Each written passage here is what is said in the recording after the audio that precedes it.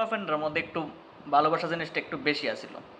তো একগুচ্ছ দল মেয়েরা যখন সামনের থেকে আইতেছে ফোলা যাইতেছে, তো এর মাঝখান দিয়ে মেয়ে একটা মিষ্টি একটা হাসি দিলে ফোলাটা মনে হইতে যায় লাগছে যে যে এটা আমার ভালোবাসা, আজকের থেকে এটার যত রকম কেয়ার আমি করতে হইব, ঠিক না? তো যথারীতি বাড়িতে আসে, বাড়িতে আওয়ার পরে একদম এতদিন অবধি জীবনে কোনো দিন সাবান চুলা হাতও লাগাইছে না। মারা এসে চিল্লাইতেছে যে মা সাবান কই, চুলা কই, মা চাই রয়েছে, বাপও চাই রয়েছে। বাহ, খুব ভালো কথা।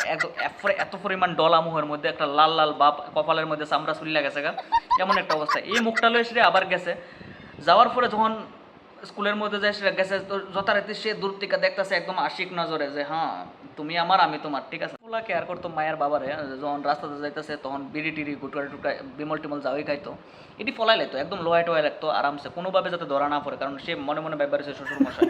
শ্বশুর মশাই একদিন ডাক দিছে যে বাবা এদিকে আয়ো, আওয়ার পর হাতের ভিতরে ফোলাটার ভিতরে বিড়ি আসলো। তো এই বিড়ি ঢুকাই দিচ্ছে পকেটের মধ্যে, আর একদিকে শ্বশুরের জিগাইতেছে কথার পর কথা, কারণ ক্লাসমেট অনেক কথা উঠতেছে যে কেমনে পড়াশোনা করতেছে কিতা কিতা, আরেকদিকে বিড়ির আগুনে ফুলার প্যান্ট চলতেছে, ঠিক আছে। এদিকে শ্বশুর মশাইয়ের কোশ্চেন শেষ হইতেছে না, আর এদিকে প্যান্ট চলে শেষ। তো এমন একটা পরিস্থিতিতে সে বুঝাইছে যে সম্মানটা কেমন জিনিস, ঠিক আছে। আর আর সবচেয়ে থেকে বড় বড় জিনিস হচ্ছে হাত ছিঁড়া ছিঁড়া, হাতের মধ্যে কাইটটা ছিঁড়া সুইচ দিয়ে সেটা লিখতো T+M, আর এমন ভালোবাসা পুরো একদম। আর হাত শার্ট শার্ট পরতো, আর ওই জায়গাটা অবধি দেখা যেত, আর মায়ের সামনে দেশে একটা রাউন্ড মেরে সেটা ঘুরতো আর দেখা যেত যে T+M। তো ভালোবাসা অনেক ধরনের আসলো ওইদিকে।